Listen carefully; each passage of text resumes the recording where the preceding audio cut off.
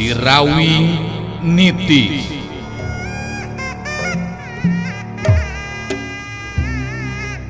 Sorot Panon Rasanti alias Munarsi, sakapeung galak gular giler, galak mataksieun anu borangan, sakapeung deui ciga anu melong kosong, arang ngiceup seperti jalma biasa, kitu nate lantaran aya dina pangaruhna Nini Karimun Sakti. Dongeng Sunda Romansilat ngajujut laku mapai rundayan carita hiji jajaka katurunan Jawara Sunda. Sirawing Nitis. Sanca dawuk cengkat nangtung muterkeun paneteupna kasabudereun eta patempatan, narik napas panjang bari ngagerendeng ngomong sorangan. Di mana aing bisa manggihan si topeng mayitnya? Sanajan bener arwah panasaran kibuyut ireng anu sumanding geus mere pituduh mangsa diri aing ngayakinkeun ilmu, tapi tetep nu ngaran si topeng mayit cenah boga ilmu anu luar biasa. Kadinya aing kudu guru ilmu. Ku cara kitu kakara bisa malaskan nyeri ka Sirawing. Sirawing Nitis digarap Kumang Inoy, naskah Yasana Yat-Er, pangreka jeung panyeup sora Nopan Cahya Lagawa, pangjejer gawe Muhammad Ismail Haufansa.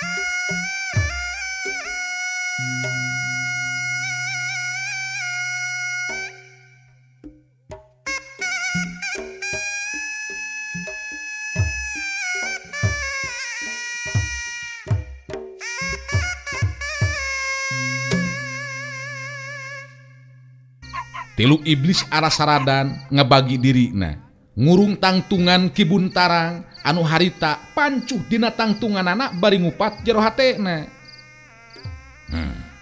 Bener mun kieu mah beja atawa katerangan ti Jaka Sinangling teh. Tetela memang henteu bohong, diri aing kudu waspada dina nying hareupan ieu tilu jalma. Sabab tilu iblis alasaradan bisa dipastikeun jelema anu bener-bener kejem jeung penges tindakanana. Aing kudu waspada lamun kieu mah ieu. Kibun Tarang memang teu nganggap enteng kanu jadi lawan, tapi kitu nate deui henteu ngarasa seber hate sapedah bakal nying hareupan tilu lawan sekaligus. Kibun Tarang sayaga diri ngawangun pasangan bari ngebagikeun paneteupna teu lila terus nyarita. Kula bakal ngalayanan karep jeung kahayang Andika tiluan dina waktu ayeuna. Sor, rek kumaha tindakan Andika dina waktu ayeuna? Kula geus sayaga diri. Setan sia nangtang, coba-coba tanah ieu panarajang dewek dina waktu ayeuna sia hap ya.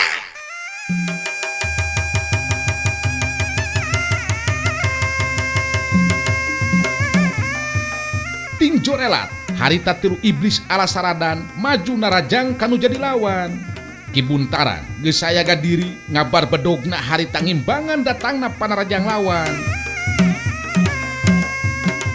Ilmu khusus anu kacangking ku tilu iblis alasaradan kawilang hebat. Buktina Kibun Tarang sanajan bari jeung nyekel pakarang jol ngarasa kawalahan dina ngabendung jeung nyingkahan panarajang lawan. Suku kiu gurilap bedog dina leungeun tilu iblis alasaradan ting gurilap. Angin samberanana muwuhan daruan nebak kana kulit jeung baju Kibun Tarang. Suku kiu trang trang. Bedog-bedog lawan ditakis ku bedogna Kibun Tarang, tapi tonjokan jeung tajongan dua iblis alasaradan kena kana anggota badan Kibun Tarang. Cekok dadas. Kibun Tarang dina waktu harita ngagero kaget jeung nyeri ngadalig deug mundur ka tukang sababara lengka. Tilu iblis alasaradan geus pada sayaga deui diri, salah seorang di antarana dina waktu harita kadenge nyarita.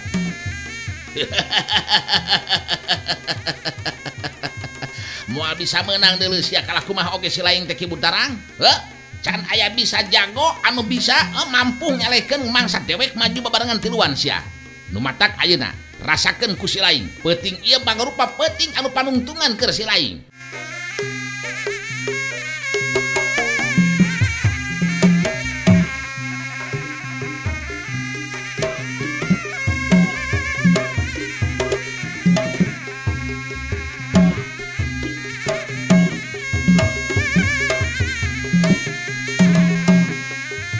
Ki Buntarang ngatureng hapa napasna, bari terus nyarita dina sikepna anu nyobaan ditenangkeun. Kula masih kedeh mampu pikeun neruskeun lumakuna tarung. Ku ayeuna kitu sor, ayeuna Andika tiluan maju deui. Kula bakal ngalayanan karep ejeung ka hayang Andika. Ade tah geus sia Ki Buntarang hapya. Celat, cileng, huk kiuk, hurilang. Tilu iblis Alasaradan, harita maju deui narajang, jelas panarajangna leuwih hebat batan tadi. Ki Buntarang nyobaan sakuat tanaga, nguras tanaga ejeung pangartina pikeun nakis, nyingkahan ejeung ngabendung panarajang lawan. Dirina teu mikeun ari kudu nepikeun ka jadi korban kagarangan tilu iblis Alasaradan. Tapi ilmu khusus anu digunakeun ku tilu iblis Alasaradan kawilang ilmu anu henteu dipiboga ku jago anu sejena. Harita Ki Buntarang tetep kadeseh ejeung kawalahan, kurang sekan panarajang tilu lawan. Huk kiuk huk tang kurang. Bedog dina leungeun Ki Buntarang ngeleweng. Pigilang leungeun katuhu Ki Buntarang diketik ku salah saurang lawana, das celeng. Bedog Ki Buntarang lepas tina cekelanana. Memeh Ki Buntarang ngalakukeun tindakan runtuyan panarajang tilu iblis Alasaradan datang deui silih susul. Kajadian saterusna mangrupa kanyataan anu teu bisa disingkahan deui ku Ki Buntarang. Lain baik tonjokan ejeung tajongan lawan, tapi oge sabetan pakarang lawan kena kana anggota badana. Ngajadikeun Ki Buntarang ngagero panjang terus rubuh ngabengkang dina kaayaan badan tatu beunang ku pakarang nu jadi lawan. Sudah jebrot jelebes das kyuk cak jelas bras. Wah, cengkang kebut. Ki Buntarang geus teu bisa hudang deui. Tilu iblis Alasaradan tinggal lenggak saleuri. Cek dewek oge si laing bakal kojor dina peuting ieu sia Buntarang. Peuting ieu mangrupa peuting anu panungtungan keur diri si laing. Bubarkeun pengkuran Gagak Sangyang teh, sabab eueuh hartina dolo. Nu kieu patut coba-coba ngalawan ka tilu iblis Alasaradan sia. Moal bisa ningali meletekna parun poe sia dina poe isukan deuleu si laing. Hayo, urang racah ieu euy, manggeluk teh euy. Tilu iblis Alasaradan geus pada sayaga diri pikeun ngabinasakeun Ki Buntarang. Tapi memeh maranehna ngalakukeun tindakan. Aya jirim anu ngajorelat luncat langsung narajang ka salah saurang iblis Alasaradan. Bedog dina leungeunna ngahiuk bangbaraan. Tetela anu anyar datang langsung narajang teh Untara geuningan. Iblis Alasaradan, merga sabab aing sia. Ya. Untara bener-bener ngamuk ningali anu jadi bapak rubuh dina kaayaan tatu. Tapi kadatangan panarajang Untara ditakis ku salah saurang iblis Alasaradan. Bentrang. Untara nu tadina geus rek nekat jadi kalabakan sabab tilu iblis Alasaradan anu males narajang ka Untara. Sanajan Untara nguras tanaga ejeung pangartina pikeun ngimbangan panarajang lawan, tetep teu imbang. Ilmu khusus anu digunakeun ku tilu Alasaradan memang di luar kamampuan Untara pikeun ngimbanganana. Antukna dina waktu anu teu lila Untara geus langsung kadeseh kudu jadi lawan.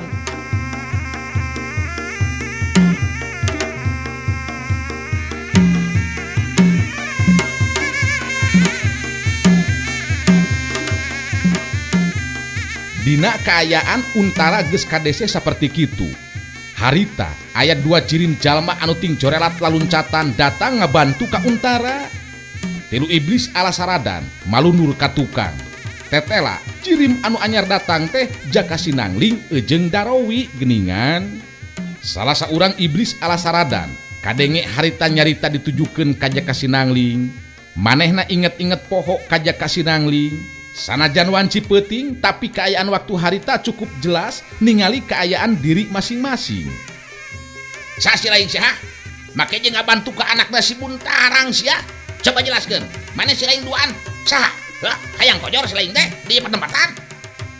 Jaka Sinangling maju salengkah ka hareup saterusna nerangkeun saha dirina anu sabenerna. Anjeun tilu iblis Alasaradan tangtu masih kena ingetnya ka kuring anu katelah Jaka Sinangling anu kungsi babarengan ejeng Wanoja anu ngaran Kirana. Wanoja anu diruksa kahormatan jeung kahirupanana ku Andika. Anjeun tiluan bener-bener geus pinuh ku dosa ngaruksa kahormatan Wanoja anu teu boga dosa. Pasti Andika tiluan masih kena ingetnya kana eta kajadian. Menang sajongjongan mah tilu iblis Alasaradan ngahuleng nginget-nginget sigana mah kana caritaan Jaka Sinangling. Sanggeusna inget salah saurang di antarana kadenge harita nyarita di Barung Ejeng Seuri. Bener nya bener dewek inget ayeuna mah oi maneh anu harita babarengan jeung si Kirana teh nya maneh ya. Lamun teu salama ukur bisa jurus cangkenongnya. Nah si lain dina waktu ayeuna wanian geuningan Jaka Sinangling ayeuna make jeung rek ngabantu ka anak batur segala rupa sia. Hayang kojor maneh teh. Anjeun ulah waka sombong iblis Alasaradan. Dina waktu katukang bisa jadi Andika memang unggul, tapi keayaan bisa robah bareng jeung robahna waktu. Jadi keayaan dina peuting ieu can tangtu sarua jeung peuting-peuting saacana. Si lain tong make jeung dagang caritaan segala rupa sia Jaka Sinangling. Lamun memang kekeh hayang nulungan atawa ngabantu ka ieu anakna si Buntarang ngandung harti si lain bakal paragat dina ieu peuting paragat nyawa dina waktu ayeuna. Bisa jadi ilmu anjeun tiluan memang hebat, tapi ngeunaan ajal manusia teu bisa dipastikan ku Andika tiluan. Supaya adil ieu tarung mending keneh hiji lawan hiji, saurang lawan saurang, eta kakarasa imbang. Montong make nyoba ngatur segala rupa sia da lo Jaka Sinangling. Mun kitu mah si lain anu hayang kojor pangheulana nya ya.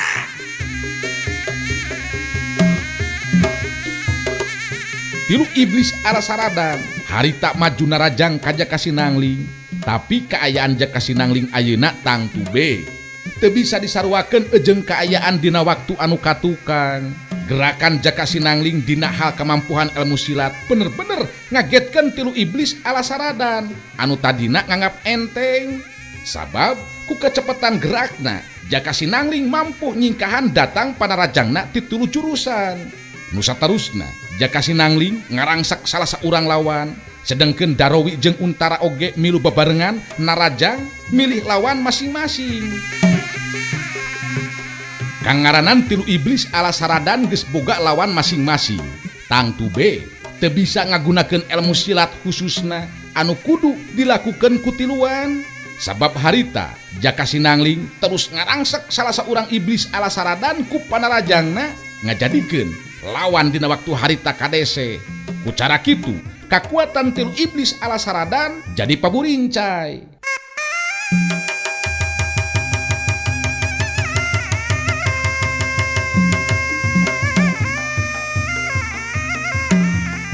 Tarung anu lumangsung dina waktu harita diwangun ku tilu bagian. Pikeun tilu iblis Alasaradan anu paling berat nyata nying hareupan atawa ngimbangan ajen pangarti Jaka Sinangling anu tetela tahapan ajen pangartina bener-bener di luar dugaan. Dua iblis Alasaradan perhatianana teu bisa museur sapinuhna kanu jadi lawan nyata Darowi ejeng Untara. Tapi kabagi perhatianana ningali saurang baturna anu mimiti kadeseh karangsek ku panarajangna Jaka Sinangling. Ku kabagina perhatian dua urang anggota iblis Alasaradan anu saperti kitu ngajadikeun Darowi jeung Untara mampu ngagunakeun kamampuhan ilmu silatna anu sapinuhna. Bedog dina leungeun iblis Alasaradan anu jadi lawan Jaka Sinangling leupas tina cekelanana. Waktu ketigan leungeun Jaka Sinangling kena kana pigelang leungeun anu katukuna. Plak das ceneng. Meme anu jadi lawan bisa ngalakukeun tindakan susulan. Harita Jaka Sinangling geus nyusul tepus ku panarajang susulan. Kajadian satarusna geus teu bisa ditawar deui ku iblis Alasaradan anu jadi lawan Jaka Sinangling. manehna dina waktu harita anu pangheulana dirubuhkeun ku Jaka Sinangling. Dah, jebrot, jerbet, das, alah, cengkang kebut.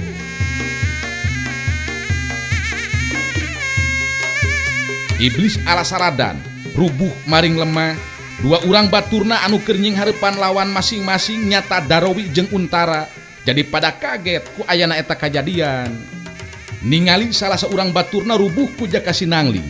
Anu duaan deui jadi ngurangan sumangetna jeung kawanina. Cileng. Dua urang baturna harita laluncatan muru ka baturna anu dirubuhkeun ku Jaka Sinangling teh. Dua iblis Alasaradan seterusna ngahudangkeun baturna anu dirubuhkeun ku Jaka Sinangling bari terus ngomong lalaunan. Wah, bahaya ieu mah ye. Urang kudu kabur kaya kieu mah. Si Jaka Sinangling nyahoeun kana rahasia kekuatan ilmu silat urang ye. Teu kudu era mending kade kabur eta mah. Hayu urang kabur we. Jeung tibatan urang menang wiwirang mah. Hayu kabur. Geus ngadenge caritaan kitu mah, tiluanana teu loba deui pamikiran terus cung jeleng laluncatan, terus lalumpatan kalabur ninggalkeun eta patempatan.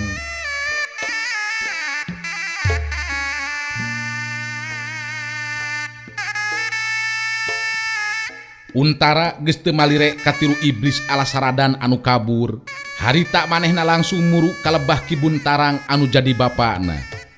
Untara deku dina taneuh gigireun Ki Buntarang anu anggota badana taratu getihan kabenangan ku sabetan bedog lawan. Ki Buntarang dihudangkeun lalaunan, dina luhur taneuh awakna ditahan ku leungeun Untara. Ki Buntarang sumengir nahan ka nyeri bari ngomong lalaunan. Ama Datu untung aya Jaka Sinangling jeung baturna anu ngabantuan ka urang. Lamun teu kitu urang bisa celaka Untara. Untara ungeug ngabenerkeun kana caritaan anu jadi bapakna. Manehna oge ngarasa kaduhung sabab geus goreng sangka ka Jaka Sinangling. Beja anu ditepikeun ku Jaka Sinangling teh tetela bener jadi kanyataan. Kadenge harita Untara nyarita. Memang bagja pikeun urang sabab dina kaayaan urang kaancam bahaya tetela aya anu ngabantu nulungan anu teu lian ti Jaka Sinangling jeung baturna ama. Abdi memang salah sangka. Abdi memang kudu menta dihampura ka Jaka Sinangling ama. Jaka Sinangling jeung Darowi harita datang nyalampeurkeun muru ka tempatna Untara jeung Ki Buntarang. Jaka Sinangling jeung Darowi milu dareku gigireun Ki Buntarang. Saterusna Jaka Sinangling mariksa kaayaan tatuna Ki Buntarang. Jaka Sinangling narik napas panjang terus kedalisan. Tetela tatuku pakarang lawan anu cukup berat geuningan ieu teh. Saderek Untara, langkung sae ayeuna mah dicanak banyak kalabat bumi, ulah lami-lami aya di luar ya. Untara ungeug nurut kana caritaan Jaka Sinangling. Harita Ki Buntarang terus dipangku dibawa asup ka jero imah. Sanggeusna aya di jero imah beuki katingali tatuna Ki Buntarang anu memang kudu buru-buru diubaran. Ki Buntarang dibawa asup ka jero kamarna, digolerkeun dina luhureun tempat sarena. Untara neuteup ka Jaka Sinangling terus nyarita. Leuwih teu heula hampura kuring Jaka Sinangling. Rumasa dina sikep jeung caritaan pasti nyinggung kana perasaan. Henteu percaya kana caritaan ti Jaka Sinangling anu antukna kieu geuningan ieu kajadianana. Malah kuring teh nganuhunkeun pisan kana bantuan. Cacakan lamun teh aya bantuan ti salira duaan mah. Duka kumaha ieu nasib anu tumiba ka pun bapa oge ka akang.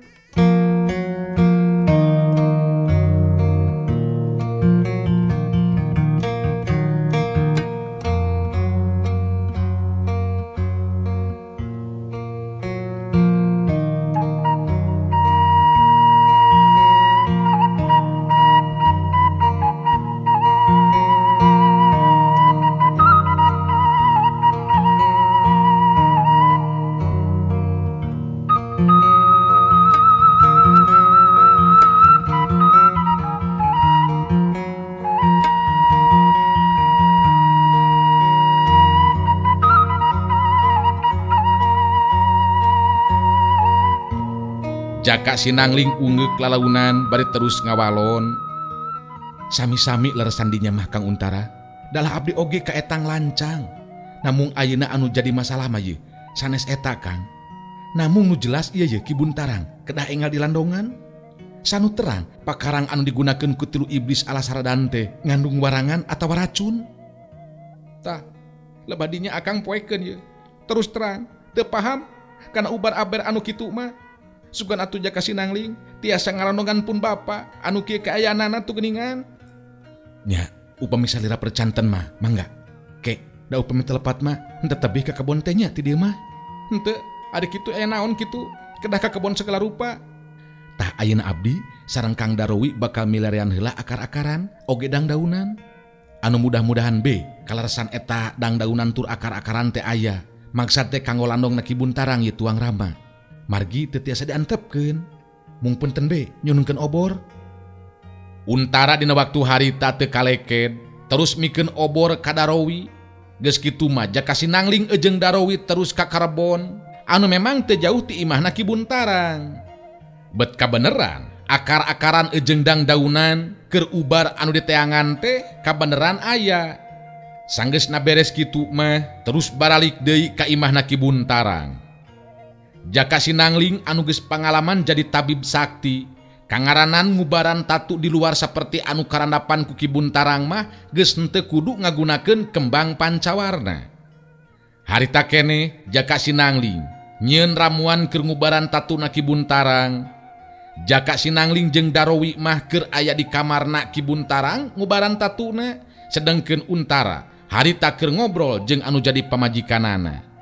Kadenge harita Untara anu cumarita, akang jadi era ye jeung dosa Milanti sabab geus salah sangka ka Jaka Sinangling.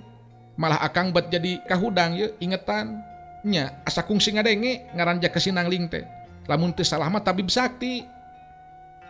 Milanti pamajikan Untara neuteup kanu jadi salakina teu rila terus nyarita.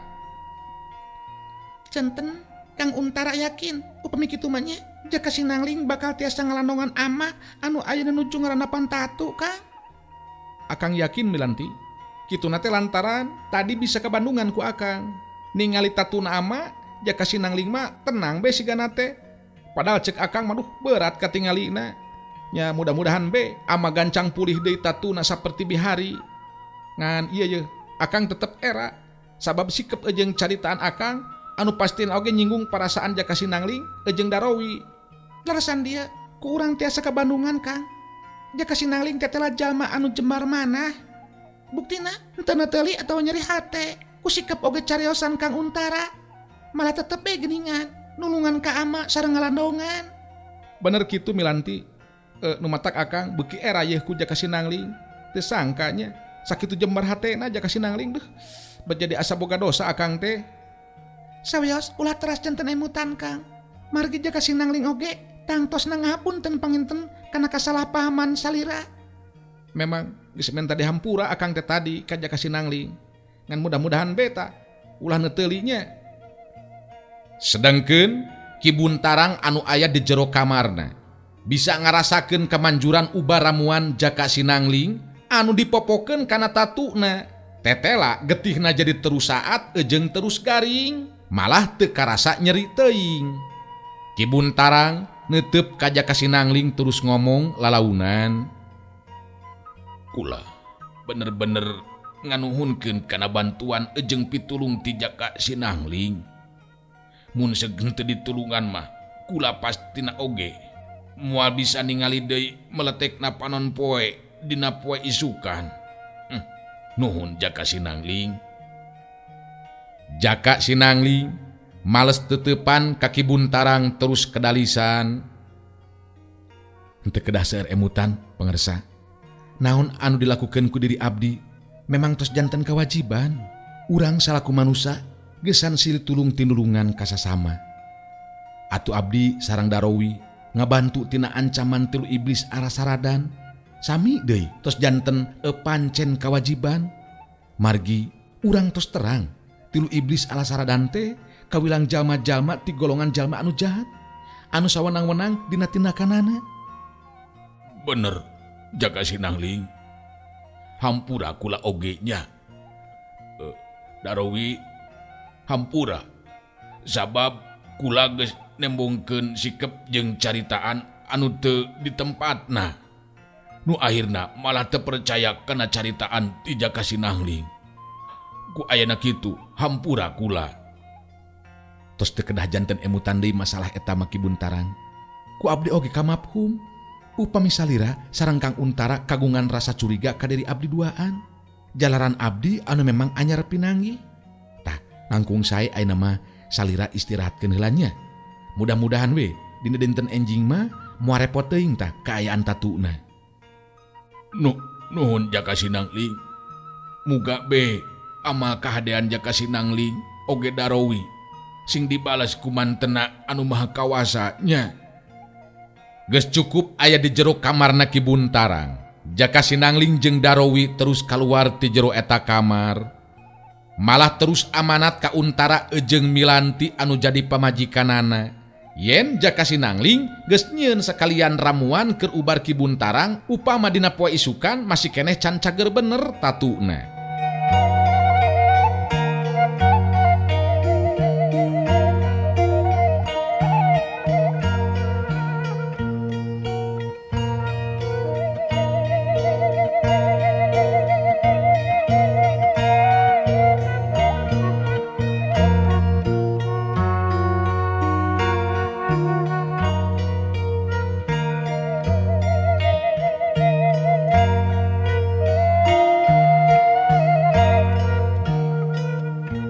Dina poe isukna, kaayaan Ki Buntarang sanajan can cager bener, tapi geus bisa ngobrol di tengah imah. Waktu pancakaki ejeng Jaka Sinangling, kaget, pacampur ejeng bunga Ki Buntarang, sarta Untara.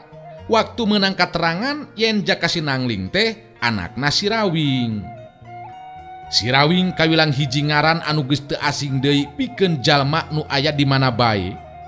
Jago anu tandang makalangan di dunia kajawaraan numpes tina laku kajahatan sarta jadi musuh nomor hiji tur dipikasieun ku jago-jago ti golongan anu jahat. Kadenge harita Ki Buntara anu cumarita negrakeun perasaan bunga ejeng bagjana. Bet kutis angka paingan atuh ari kitu mah Jaka Sinangling teu jalma anu lain sambarangan geuningan. Kula ngarasa bunga ejeng bagja anu lain di kieuna. Sabab bisa ditepung lawungkeun jeung anakna si Rawing anu ngaranna geus teu bireuk deui pikeun kula oge sakulawarga. Untara sarua harita milu ngarojong kana caritaan Ki Buntarang anu jadi bapakna. Dalasanajan abdi oge nya kitu ieu teh bagja anu lain di kieuna atuh di mana Jaka Sinangling laksana pamaksudan tepung lawung sareng tuang rama titip salambe ti paguron gagak sangiangnya anu hormat tur simpati ka tuang rama. Jaka Sinangling ngabagikeun paneuteup ka Ki Buntarang jeung Untara. Teu terus kedal di lisan. Harapan abdi oge memang tiasa enggal tepang ieu teh. Margi tos lami pisan abdi teh teu tepung sakumaha anu kantos di guar tadi. Nu ayeuna mangrupa ancaman bahaya teh nyaeta jalma anu nelah si topeng mayit teh. Sanes bae tindakanana anu kejem sareng telenges dugikeun ka ieu ye pigarawaeun Kang Darowi janten korban. Namun ilmu si topeng mayit kaetang luar biasa pangersa. Ki Buntarang tembong dina waktu harita unggut-unggutan bari terus kedal di lisan. Memang kula oge kungsi menang beja ngeunaan si topeng mayit teh. Eungan mudah-mudahan be atuh tuang rama mampu ngungkulan si topeng mayit. Dadina waktu ayeuna di dunia kajawaraan mah teu aya deui nu kasebut jago paling punjul elmuna lintang ti tuang rama si Rawing teh. Nu mawi ieu Kang Daroji keukeuh saurna teh palai tepang sareng pun bapa ki. Anjeunna ngaraos aneh saurna teh. Margi pun bapa bet teu aya ketakna ngalakukeun tindakan ka jalma saperti si topeng mayit. Nu matak abdi oge ieu teh panasaran. Nya eta mah kedah tiasa didugikeun saenggal-enggalna ku Jaka Sinangling ka tuang rama. Sabab anu jadi korban mah pastina oge jalma anu henteu daya tur henteu boga dosa. Upama tindakanana terus-terusan diantepkeun, bakal nambahan meureunan wanoja anu jadi korban. komo upama si topeng mayit nepikeun kaboga cita-cita hayang ngawasa dunya kajawaraan mah wah ancaman bahaya gede ieu mah ieu. Loba deui obrolan anu sejena sanggeusna ngarasa cukup aya di dinya harita jaka Sinangling jeung Darowi terus pamitan rek neruskeun deui lampahna.